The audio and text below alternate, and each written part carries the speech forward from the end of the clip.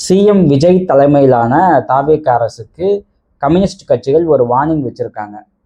அந்த வார்னிங்கை அவங்க இம்ப்ளிமெண்ட் பண்ணிட்டாங்க அப்படின்னா தாவேக அரசு கவிழுமா, இல்லை மக்கள் மத்தியில் நன்பெயரை இழக்குமா அப்படிங்கிற பல கேள்விகள் இருக்குது. அப்படி கம்யூனிஸ்ட் கட்சிகள் என்ன வார்னிங் வச்சாங்க, அது விஜய்க்கு எந்த மாதிரியான சங்கடத்தை கொடுத்துக்கிட்டு இருக்குது அப்படிங்கிற பல விஷயங்கள் பார்க்க வேண்டியது இருக்குது.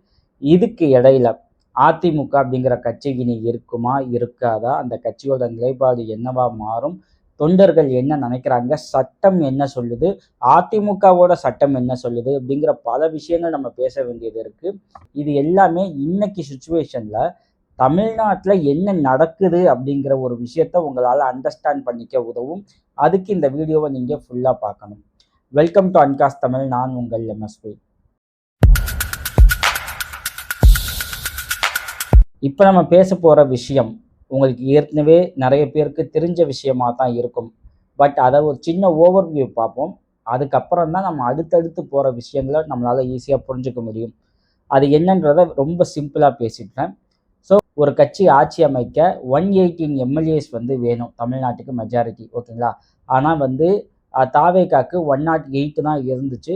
அதுலேயும் விஜய் பெரம்பூர் அண்ட் திருச்சி கிழக்கில் போட்டிட்டு திருச்சி கிழக்க ராஜினாமா பண்ணிட்டார். ஸோ 107 மட்டும்தான் இருக்குது. ஸோ இதுக்கு இடையில தான் 2 கம்யூனிஸ்ட் கட்சிகள், ஓகேங்களா, 4 சீட் ஆச்சு. விசிக 2, ஐஎம்எல் 2, எவ்வளோ ஆச்சு? 4, 2, 8 சீட் ஆச்சு. ப்ளஸ் காங்கிரஸோட ஒரு 5, ஓகேங்களா. 8, 5 எவ்வளோ ஆச்சு? 13. ஏற்கனவே இங்கே எவ்வளோ இருக்குது? 107.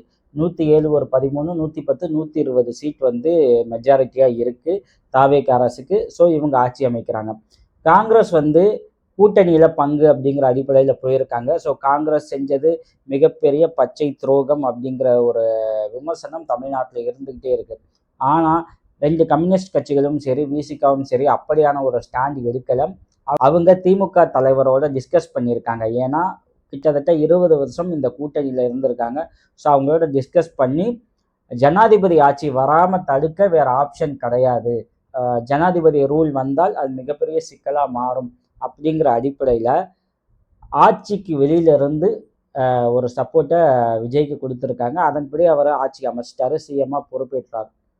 இந்த சூழ்நிலையில் என்ன பண்ணியிருக்காங்க அப்படின்னா, அதிமுகலேருந்து ஒரு பார்ட் ஆஃப் பீப்புள் எம்எல்ஏஸ் என்ன பண்ணியிருக்காங்க, தாவேகா கட்சிக்கு ஆதரவாக ஓட் பண்ணியிருக்காங்க. ஸோ அதுதான் இங்கே மிகப்பெரிய சிக்கலை கிளப்பியிருக்கு. ஏன் அப்படின்னா, கட்சித்தாவல் தடை சட்டம் அவங்க மேலே பாயறதுக்கான வாய்ப்புகள் அதிகமாக இருக்குது. அது என்ன கட்சித்தாவல் தடை சட்டம் அப்படின்னு நீங்கள் கேட்கலாம். அதாவது இவர் தான் நம்ம இந்தியாவை பொறுத்த வரைக்கும் பார்ட்டிலாம் கிடையாது, லீடரோட ஃபேஸ் தான். கலைஞரா, எம்ஜிஆரா, ஜெயலலிதாவா, ஸ்டாலினா அப்படிங்கிற அந்த லீடரோட ஃபேஸை பேஸ் பண்ணி தான் மக்கள் கவர்மெண்ட்டை செலக்ட் பண்ணுவாங்க. இப்போ கூட விஜய் அப்படிங்கிற அந்த ஃபேஸை பேஸ் பண்ணி தான் இங்கே அவருக்கு மற்ற கட்சிகளை கம்பேர் பண்ணும்போது அதிக பெரும்பான்மை கொடுத்துருக்காங்க. ஏன்னா நிறைய பேருக்கு இப்போ வரைக்குமே தன்னோட தொகுதி எம்எல்ஏ யாருன்னு கூட தெரியாது. விஜய் விசில் சின்னம், அவ்வளவுதான். அதை பேஸ் பண்ணி தான் இங்கே அவர் இவ்வளவு பெரிய வாக்கு சதவீதம் வாங்கியிருக்காரு. 35 வாக்கு சதவீதம் வாங்கியிருக்காரு. ஒரு மிகப்பெரிய கட்சியாக தமிழ்நாட்டில் இன்னைக்கு ஸ்டேஜில் தாவேகா தான் இருக்குது. ஸோ அப்படி எடப்பாடி பழனிசாமி ரெட்டலை அப்படிங்கிற விஷயத்தை ஐடென்டிஃபையாக பண்ணி இவங்க ஓட் வாங்கி எம்எல்ஏவாக ஜெயிச்சிருக்காங்க. ஜெயிச்சதுக்கு அப்புறம் வேற ஒரு கட்சிக்கு தாவுறது சட்டப்படி தப்பு அப்படின்ட்டு ராஜீவ்காந்தி பீரியட்ல கட்சி தாவல் தடை சட்டம் கொண்டு வந்தாங்க. இது எப்போ பாயாது அப்படின்னா, 3ல் 2 பங்கு எம்எல்ஏஸ் வேற ஒரு நிலைப்பாடு, தலைமைக்கு மாற வேற ஒரு நிலைப்பாடு எடுக்கும்போது இந்த சட்டம் பாயாது. ஆனால் அதிமுகவில் 47 எம்எல்ஏல 32 எம்எல்ஏ 3ல் 2 பங்கு. ஆனால் 25 எம்எல்ஏஸ் மட்டும்தான் தாவேகா கவர்மெண்ட்டுக்கு ஃபேவராக ஓட் பண்ணியிருக்காங்க. ஸோ ஆப்வியஸ்லி கட்சித்தாவல் தடை சட்டம் பாயும். இப்போ ஏடிஎம்கே பொதுச் செயலாளர் எடப்பாடி பழனிசாமி என்ன பண்ணியிருக்காரு அப்படின்னா, சபாநாயகர்கிட்ட இவங்க மேலே நடவடிக்கை எடுக்கணும் அப்படிங்கிற ஒரு ரெக்வஸ்ட்டை வச்சிருக்காரு. ஸோ அந்த அவையை பொறுத்த வரைக்கும் ஃபைனல் டெசிஷன் சபாநாயகர். சட்டப்படி பார்க்கணும் அப்படின்னா சபாநாயகர் இந்நேரம் அவங்க மேலே கட்சித்தாவல் தடை சட்டத்தை இம்ப்ளிமெண்ட் பண்ணி அவங்க எம்எல்ஏ பதவியை பறிச்சிருக்கணும். ஆனால் சபாநாயகருக்கு 2-3 ஆப்ஷன் இருக்குது. ஒன்று இதை இம்ப்ளிமெண்ட் பண்ணணும், இல்லை காலம் தாழ்த்தலாம், இல்லை இருவேறு குழுக்களாக செயல்படுங்க அப்படின்னு சொல்லலாம். ஆனால் இருவேறு குழுக்களாக செயல்படுங்க அப்படின்னு சொன்னால் ஆப்வியஸ்லி எடப்பாடி பழனிசாமி என்ன பண்ணலாம், கோர்ட் அணுகலாம். கோர்ட் அணுகி எங்களுக்கு வந்து அங்கே நியாயம் கிடைக்கல. ஸோ அண்ட் ஸோ இவங்க எங்கள் சின்னம் என்னோட தலைமையில் எலெக்ஷனை ஃபேஸ் பண்ணி ஓட்டு வாங்கி ஜெயிச்சுட்டு இப்போ அப்படியே வந்து சந்தர்ப்பவாதமாக தாவேக அரசுக்கு தாவுறாங்க அப்படிங்கிற ஒரு குற்றச்சாட்டை வைக்கலாம். ஸோ கோர்ட்டுக்கு போயிடுச்சு அப்படின்னா நம்ம நிறைய பார்த்துருக்கோம், நம்ம நிறைய ஹிஸ்ட்ரி பார்த்தோம். அது உடனடியாக நமக்கு வந்து தீர்வு கிடைக்காது. அதுக்குள்ளே விஜய் வந்து 2 to 3 இயர்ஸ் கவர்மெண்ட்டை கண்டினியூ பண்ண கூட வாய்ப்புகள் அதிகமாகவே இருக்குது. ஸோ இந்த நிலையில் ஏடிஎம்கேவோட ஸ்டாண்ட் என்ன அப்படிங்கிறது தான் நம்ம பார்க்க போகிறோம். இப்போ வந்து C V Shanmugam, S P Velumani and Vijayabaskar team வந்து என்ன சொல்கிறாங்க அப்படின்னா, நாங்கள் வந்து ஏடிஎம்கேக்கு அகைன்ஸ்டாக இல்லை, நீங்கள் பொதுக்குழு கூட்டுங்க, கண்டினியூஸாக தோல்வியை பார்த்துக்கிட்டே இருக்கோம், கட்சி தொண்டர்கள் வந்து தொய்வடைஞ்சிட்டாங்க, ஸோ நீங்கள் பொதுக்குழு கூட்டி பேசுங்க அப்படின்னு நாங்கள் ஒரு ரெக்வஸ்ட் வைக்கிறோம். ஆனால் அதை அவர் செய்ய மாட்டேங்கிறாரு. எல்லாரையும் அப்புறம் பேசலான்னு சொல்லி விரட்டி விட்டுறாரு. வேற ஒரு ஒப்பீனியனே இங்கே வைக்க முடியல. ஒரு சர்வாதிகார போக்கில் வந்து எடப்பாடி பழனிசாமி செயல்படுறார். சர்வாதிகார போக்கில் வந்து எடப்பாடி பழனிசாமி இருக்கார் அப்படிங்கிற குற்றச்சாட்டை வச்சிருக்காங்க. எடப்பாடி பழனிசாமியும் பொதுக்குழு கூட்டுற ஐடியாவில் இல்லை. ஏன்னா பொதுக்குழு கூட்டினா அவருக்கு ஃபேவராக வந்து ஒரு டெசிஷன் வரும் அப்படிங்கிற கான்ஃபிடென்ஸும் அவருக்கு இல்லை. ஸோ இதுதான் இப்போ பிரச்சனையாகவே இருக்குது. சரி, பொதுக்குழு கூட்டினா என்ன நடக்கும், பொதுக்குழு எப்படி கூட்டலாம் அப்படிங்கிற ஒரு கேள்வி இருக்குது. இப்போ ஏடிஎம்கேவை பேஸ் பண்ணி Edappadi Palaniswami is a general secretary of ADMK. அவர் வந்து 15 டேஸ் முன்னாடியே வந்து இன்ஃபார்ம் பண்ணிவிட்டு பொதுக்குழு வந்து அசம்பிள் பண்ணலாம். எவ்ரி இயர் ஒன்ஸ் வந்து பொதுக்குழு வந்து கட்டாயம் கூட்டி ஆகணும். இது வந்து ரூல், ஏடிஎம்கேவோட ரூல். அதே நேரத்தில் ஏடிஎம்கே பொதுக்குழு உறுப்பினர்களில் 5ல் 1 பங்கு வந்து பொதுக்குழு கூட்டணும் அப்படின்னு சொன்னால் நெக்ஸ்ட் 1 மந்த்துக்குள்ளே எடப்பாடி பழனிசாமி அதை பொதுக்குழுவை கூட்டி அங்கே அவங்களோட டிஸ்கஸ் பண்ணணும். இது வந்து அதிமுகவோட ரோல், பைலா. அதாவது இது வந்து இந்திய சட்டம் கிடையாது, அதிமுகவோட சட்டம் இப்படி இருக்குது. ஸோ இந்த பிரச்சனையை எடப்பாடி பழனிசாமி எப்படி ஃபேஸ் பண்ணுவார்? ஒருவேளை பொதுக்குழு கூட்டினா அங்கே நமக்கு எதிரான வாய்ஸ் அதிகமாச்சு அப்படின்னா என்ன செய்கிறது அப்படிங்கிற ஒரு தயக்கம் வந்து எடப்பாடி பழனிசாமிக்கு இருக்குது. இது வந்து அதிமுகவில் இருக்க பிரச்சனை. பட் இது கண்டினியூ ஆகும்போது என்ன ஆகுது அப்படின்னா, தொண்டர்கள் ஏற்கனவே வந்து சோர்வடைய ஆரம்பிச்சிட்டாங்க. அவங்க வந்து திமுகவை எதிர்க்கணும் அப்படின்னா நமக்கு ஒரு மாஸ் ஃபேஸ் உள்ள ஒரு லீடர் தேவை, அது விஜய் தான் அப்படிங்கிற கான்செப்டுக்கு நிறைய பேர் வந்துட்டாங்க. பட் இருந்தும் இரட்டைலைக்கான செல்வாக்கு இன்னும் இருக்கத்தான் செய்தா. அதனால தான் அரௌண்ட் 24-23% வந்து ஏடிஎம்கே இந்த எலெக்ஷனில் வாங்கியிருக்காங்க.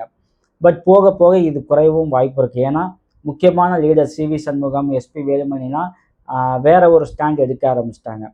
ஸோ இந்த பிரச்சனை இருக்குது. ஒருவேளை இவங்க வந்து ஆதரவை விஜய் வந்து அக்செப்ட் பண்ணிக்கிட்டு அவங்களுக்கு மினிஸ்ட்ரியில் இடம் கொடுத்தால் விசிகா, கம்யூனிஸ்ட் கட்சிகள் அண்ட் ஐஇஎம்எல் இவங்களோட சப்போர்ட் தேவைப்படாது. அவங்க வெளியில் வந்தாலும் விஜய்க்கு கவலை கிடையாது. ஆனால் மாரலி விஜய் வந்து மிகப்பெரிய விமர்சனத்தை சந்திக்க வேண்டியது இருக்கும். ஏன் அப்படின்னா சிவி சண்முகம், எஸ்பி வேலுமணி எல்லார் மேலேயும் வந்து என்ன ஏற்கனவே வந்து ஊழல் கேஸ் இருக்குது, பல வழக்குகள் இருக்குது.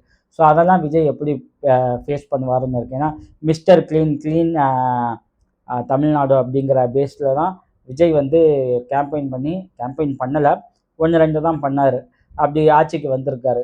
ஸோ இந்த டீமை வந்து அமைச்சரவையில் சேர்த்தா அதோட பின்விளைவுகளையும் சந்திக்க நேரிடும்.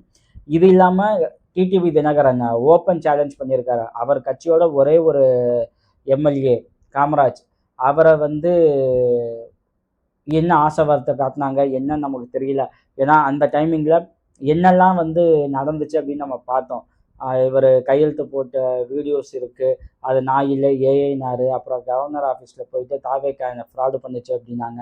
இப்போ திரும்ப தாவேக்காவுக்கு ஃபேவராக அவர் ஓட் பண்ணியிருக்காரு. ஸோ இந்த டைமிங்கில் தான் அமமுக லீடர் வந்து டிடிவி தினகரன் என்ன சொல்லியிருக்காரு அப்படின்னா, காமராஜுக்கு மினிஸ்டர் பதவி கொடுத்தா இதை நான் சும்மா விட மாட்டேன், லீகலி நான் ப்ரொசீட் பண்ணுவேன் அப்படிங்கிற ஒரு த்ரெட்டனும் இங்கே வச்சுருக்காரு. ஸோ இது எல்லாம் தாண்டி விஜய் என்ன செய்ய போகிறார் அப்படிங்கிற ஒரு கேள்வி இருக்குது. அதிமுகவோட அந்த தனி டீமை கூப்பிட்டு சப்போர்ட் பண்ண வச்சு மினிஸ்ட்ரியில் இடம் கொடுக்கலாமா அப்படின்னு நினச்சா இந்த விமர்சனங்களை அவர் ஃபேஸ் பண்ண வேண்டியது வரும். காமராஜை உள்ளே எடுத்தோம் அப்படின்னா டிடிவி தினகரனை ஃபேஸ் பண்ண வேண்டியது வரும். அது இல்லை அப்படின்னா கம்யூனிஸ்ட்டு விசிகா வச்சே நம்ம ரூல் பண்ணிட்டு போயிடலாம் அப்படின்னா தமிழ்நாட்டுக்குன்னு ஒரு ஸ்டாண்டர்ட் கொள்கைகள் இருக்குது பார்த்தீங்களா, அதிலிருந்து தாவேக்கா விலக முடியாது. அப்படி விலகுச்சு அப்படின்னா இவங்க வந்து வாபஸ் வாங்கக்கூடிய சூழ்நிலை வரும்.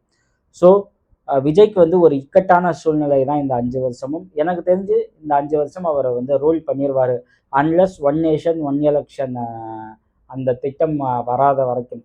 வந்துச்சு அப்படின்னா 29ல ஆட்சிய கலைச்சுட்டு திரும்ப எலக்ஷன் வைக்கக்கூட வாய்ப்பு இருக்கு. ஸோ விஜயோட பீரியட் 5 வருஷமா, 3 வருஷமா அப்படிங்கிறதே இங்க வந்து ஒரு மிகப்பெரிய கொஸ்டின் மார்க்கா தான் இருக்கு. ஸோ அத மோடி தான் டிசைட் பண்ணணும். இதுக்கு இடையில இப்போ விஜய வந்து சோசியல் மீடியால எப்படி ட்ரெண்ட் பண்ணாங்க. ஒரு பேக்கேஜ் ஒண்ணு இருக்கு. ஒரு டூல் கிட் ஒண்ணு இருக்கு. Instagram tool kit. ஸோ அந்த டூல் கிட்ட வச்சு என்ன பண்றாங்க அப்படின்னா, விஜய் வந்து நெக்ஸ்ட் பிஎம் அப்படிங்கிற ஒரு புரொபகேண்டாவ இந்தியா ஃபுல்லா கொண்டு போய்க்கிட்டு இருக்காங்க. இது வந்து ஒரு பிசினஸ் மாடல். ஸோ இந்தியா ஃபுல்லா இருக்க பொலிட்டிக்கல் பார்ட்டிஸ் வந்து இந்த கேம்பெயின வந்து டீப்பா அப்சர்வ் பண்ணிட்டு இருப்பாங்க. ஸோ அப்சர்வ் பண்ணிட்டு இருக்கும்போது அவங்க அணுகுனாங்க அப்படின்னா, இந்த டூல் கிட்ட வந்து சேல் பண்ணி அத ஒரு பிசினஸா மாத்தக்கூட வாய்ப்பு இருக்கு. லைக் ஐபாக் எப்படி வந்து ஒரு பொலிட்டிக்கல் பார்ட்டிக்கு வந்து ஸ்ட்ராட்டஜிஸ்ட்டா இருந்தாங்களோ, அதே மாரி விஜய்க்கு வந்து ஜான் ஆரோக்கியசாமி அண்ட் ரூட் அப்படிங்கிற மீடியாஸ்லாம் வந்து என்ன பண்ணுச்சு அப்படின்னா, ஒரு பொலிட்டிக்கல் ஸ்ட்ராட்டஜிஸ்ட்டா செயல்பட்டாங்க. இப்போ அவங்களோட பிளான வந்து இன்னொரு பொலிட்டிக்கல் பார்ட்டிக்கு கூட அவங்க செயல்படுத்த வாய்ப்பு இருக்கு. So everything it's always a business. So நமக்கு என்ன அப்படின்னா, விஜய்க்கு ஏற்கனவே அந்த கிளீன் இமேஜ் அப்படிங்கிற பிம்பம் வந்து உடைக்கப்பட்டுக்கிட்டு இருக்கு. இன்னும் சிலர் வந்து ஏதாச்சும் பேசணும், விஜய் இப்படி தப்பு பண்றாங்கன்னு பேசணும் அப்படின்னா, அவங்களுக்கு பர்சனலா வந்து அவங்க இன்பாக்ஸ்ல போயிட்டு ரொம்ப அசிங்கமா திட்டுறது, இதெல்லாம் வந்து கன்டினியூஸா இப்போ பார்த்துக்கிட்டே இருக்கோம். இது யாரோட பேரை டேமேஜ் பண்ணும் அப்படின்னா, சிஎம் விஜயோட நேம தான் டேமேஜ் பண்ணும். ஸோ அவரோட தொண்டர்கள் இத வந்து புரிஞ்சுக்கணும். ஏன்னா, இதுதான் ஃபர்ஸ்ட் டைம் அவங்களுக்கு. அவங்களுக்கு என்னன்னா, வராது வந்த மாமணி, சொர்க்கத்துலேருந்து விஜய் வந்து இங்கே அப்படியே எல்லாமே மாற்ற போகிறாரு அப்படிங்கிற ஒரு மைண்ட் செட்டில் இருக்காங்க. இங்கே நம்ம இண்டிவிஜுவலாக மாறாத வரைக்கும் இங்கே எதுவுமே சேஞ்ச் ஆகாது. ஆனால் ஒரு ஜனநாயக நாட்டில் மீடியா மக்கள் வந்து அவங்களோட ஒப்பீனியனை பேச ஃபஸ்ட்டு அலோவ் பண்ணுங்க. இப்படி கண்டினியூஸாக நீங்கள் அவங்கள அப்ரோச் பண்ணீங்க அப்படின்னா அதோட தாக்கம் வந்து விஜய்க்கு தான் திரும்பும். ஓகேங்களா? அவருக்கு ரொம்ப கெட்ட பேராகும். இவங்க ப்ராப்பரா போலீஸ் கம்ப்ளைண்ட், சைபர் கம்ப்ளைண்ட் குடுத்தாங்க அப்படின்னா, இந்த மாரி அபியூஸ் பண்ற நீங்களும் வந்து கைதாக வாய்ப்பு இருக்கு. ஸோ அதெல்லாம் யோசிச்சுக்கிட்டு ஒரு பாசிட்டிவ் வேல கவர்மெண்ட்ட கொண்டு போறதுக்கு என்ன ஹெல்ப் பண்ண முடியுமோ பண்ணுங்க. விஜய்க்கு அதே தான் நம்ம ஏற்கனவே சொன்ன சிக்கல் தான். இப்ப ஏற்கனவே இருக்க அலையன்ஸோட போனாரு அப்படின்னா, தமிழ்நாடு ஏற்கனவே வகுத்து வச்சிருக்க அந்த ஸ்டாண்டர்ட மீறி முடியாது. போனால் இவங்க வந்து வாபஸ் வாங்க அதிக வாய்ப்பு இருக்கு. இல்ல இவங்க நமக்கு த்ரெட்டனிங்காவே இருப்பாங்க. நம்ம வந்து ஏடிஎம்கேவோட அந்த ஒரு டீம வந்து உள்ள எடுக்கலாம் அப்படின்னா, அவங்களோட ஊழல் வழக்குகள திரும்ப தூண்டி எடுத்து பேச ஆரம்பிப்பாங்க. நீங்க தான் இந்த கிளீன் இமேஜான்ட்டு.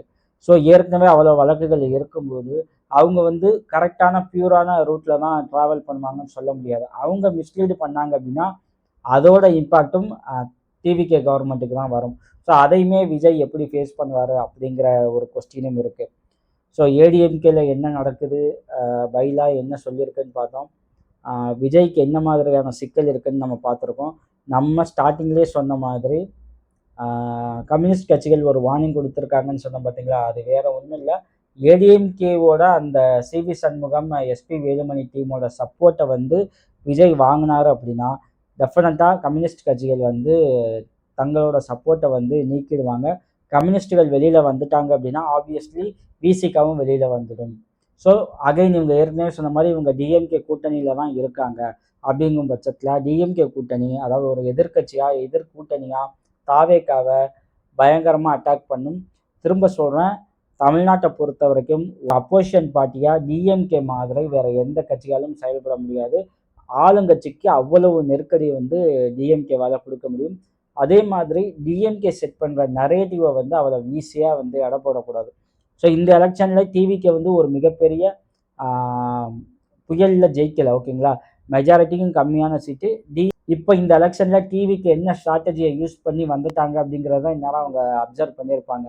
ஸோ அந்த பிளாட்ஃபார்ம்லயும் டிஎம்கே இறங்கி அடிக்க ஆரம்பிக்கும். ஸோ அதையும் விஜய் ஃபேஸ் பண்ணக்கூடிய ஒரு சிச்சுவேஷன் வரும். ஸோ இந்த 5 வருஷமோ, 3 வருஷமோ, 2 வருஷமோ, எத்தனை வருஷமோ அது விஜய்க்கு ஒரு நெருக்கடியான காலம் அப்படிங்கிறதுல எந்த சந்தேகமும் இல்ல.